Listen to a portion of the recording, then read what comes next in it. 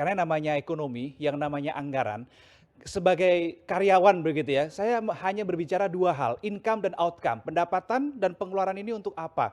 Tetapi kalau saya mengelola gaji, nah kalau Presiden Prabowo ini mengelola uang negara gitu kan, terkait dengan kondisi ekonomi kita sekarang, terkait dengan tatanan global dunia sekarang dan seterusnya, kira-kira APBN kita harusnya seperti apa ya? Nah, saya akan coba diskusikan di studio SCTV saat ini sudah ada Head of Center of Macroeconomics and Finance Indef, M. Rizal Taufik Rohman. Pak Rizal, apa kabar? Baik, alhamdulillah Mas. Terima kasih sudah hadir, sudah main-main kalau saya bilang main, Siap, tapi main-main tapi sambil diskusi. siap.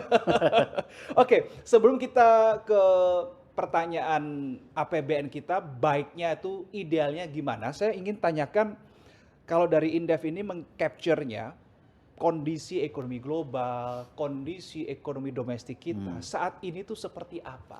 Ya, jadi challenging memang di periode sekarang di awal periode Pak Prabowo ini ya. Tidak hanya dari globalnya ya, apalagi global ini ada berbagai isu yang kemudian sangat berpengaruh ya. Mhm, Pertama perang ya.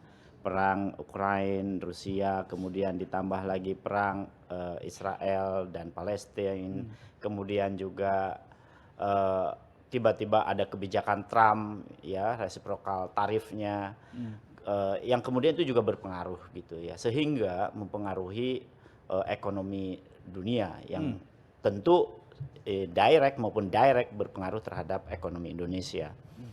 Nah, ekonomi Indonesia menghadapi tantangan pada akhirnya ya. Indonesia dengan ada kebijakan resiprokal Trump maka harus melakukan dan berupaya keras untuk mencari strategi-strategi Ya, ya agar ekonomi kita tumbuh begitu ya seperti apa yang diharapkan.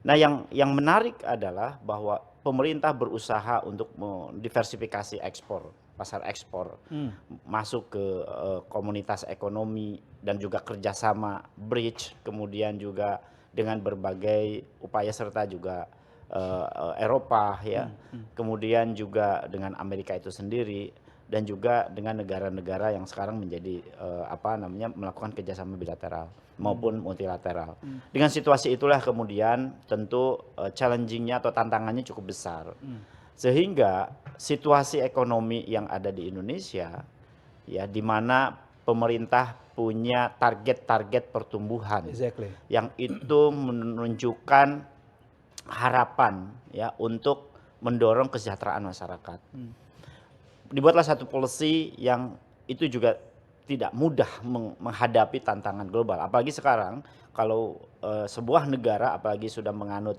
ekonomi terbuka, mhm, maka dia harus siap dan juga harus berupaya keras untuk mengantisipasi berbagai dampak dari kebijakan global. betul. Tidak hanya global geoekonomi tapi juga geopolitiknya. Nah, Indonesia saat ini pagi target pertumbuhan ekonomi presiden itu pertumbuhan ekonomi cukup tinggi gitu ya, 8%, 8%. dan tentu itu harus diterjemahkan ke dalam program-program dan kebijakan dan juga program-program. Dan tadi juga pagi disampaikan oleh Pak Presiden begitu Mhm, ya, ada apa namanya, capaian-capaian gitu yang sudah dilakukan, tentu itu tidak cukup sampai di situ gitu mhm, ya. mhm, Bahkan kalau kemudian kita lihat capaian-capaian itu, apalagi capaian pertumbuhan ekonomi ya di triwulan pertama, kemudian triwulan kedua gitu mhm, ya di 80 apa, sekitar 8 bulan ini, tentunya ini menjadi apa namanya, bekal cukup berarti bagi pemerintah untuk melakukan dan menetapkan ya mhm, arah kebijakan di 2026. Nah, kondisi ekonomi kita itu memang cukup menerima tantangan berat mhm. ya.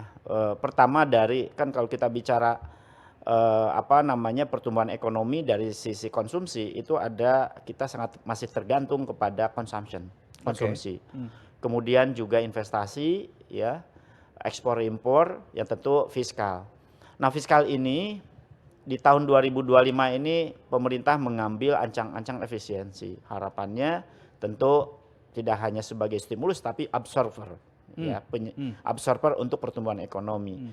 Dan tentu ini juga efektivitasnya juga harus dievaluasi begitu ya. Harus Karena dievaluasi karena terbaca oleh Indef ini masih kurang atau seperti apa Nah, soal efisiensi banyak anggaran? tantangan-tantangan yang belum terjawab gitu ya. Hmm. Katakanlah dengan efisiensi, katakanlah di aspek transfer daerah, katakanlah begitu. Oke. Yang kemudian ternyata di daerah yang selama ini menerima DAU maupun DAK kan tentu terkurangi kan. Betul. Yang kemudian memunculkan kebijakan di daerah yang tentu menekan masyarakat.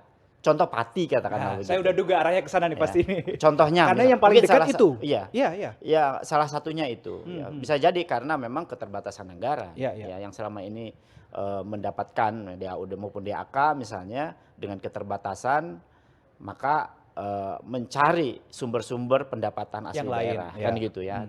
Mungkin bukan hanya Pati dan ternyata beberapa Bone, Ambarawa, Cirebon. betul.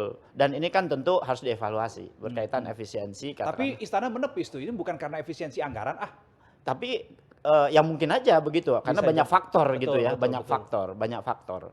Tetapi tentu apakah relate gitu ya antara efisiensi di katakanlah transfer daerah dengan itu kan tentu bagus sekali kalau kemudian terjawab, kemudian ternyata oh itu tidak gitu. Bahkan oh ini karena faktor-faktor yang lain saya kira.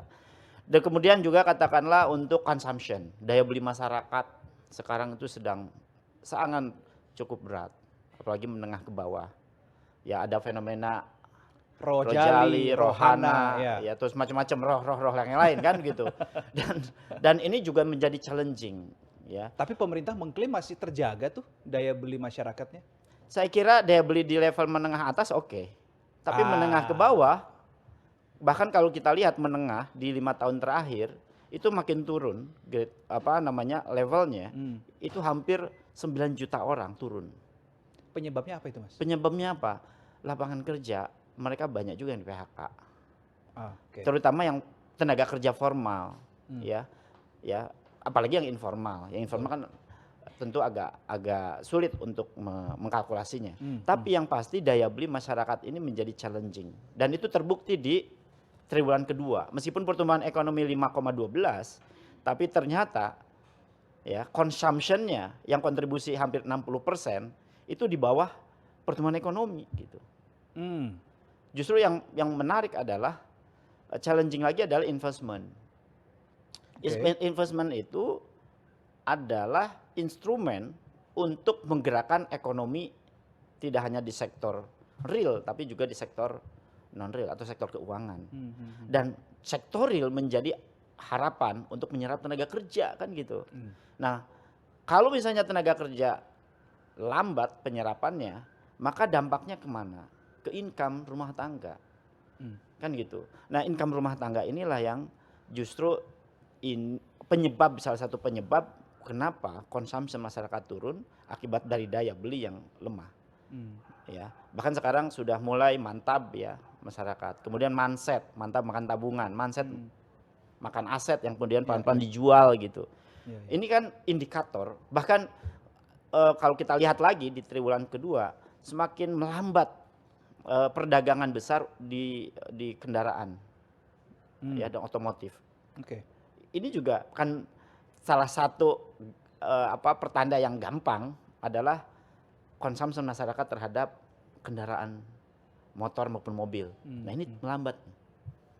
Nah ini menunjukkan pada daya beli masyarakat turun. Dan akibat apa? Ya kalau bicara consumption, ya pasti disebabkan oleh apa penyebabnya? Satu kalau enggak tax, dua oleh income.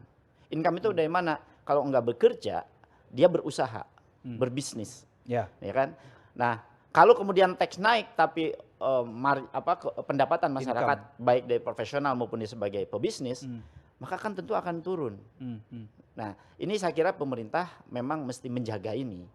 Jadi di 2026 harusnya bagaimana mendrive ekonomi untuk mendorong perbaikan daya beli masyarakat melalui apa? Pertama, kalau profesional itu penyerapan jumlah tenaga kerja. Yang kedua, kalau misalnya kita bicara usaha, ya berbisnis, maka investasi yang harus digenjot.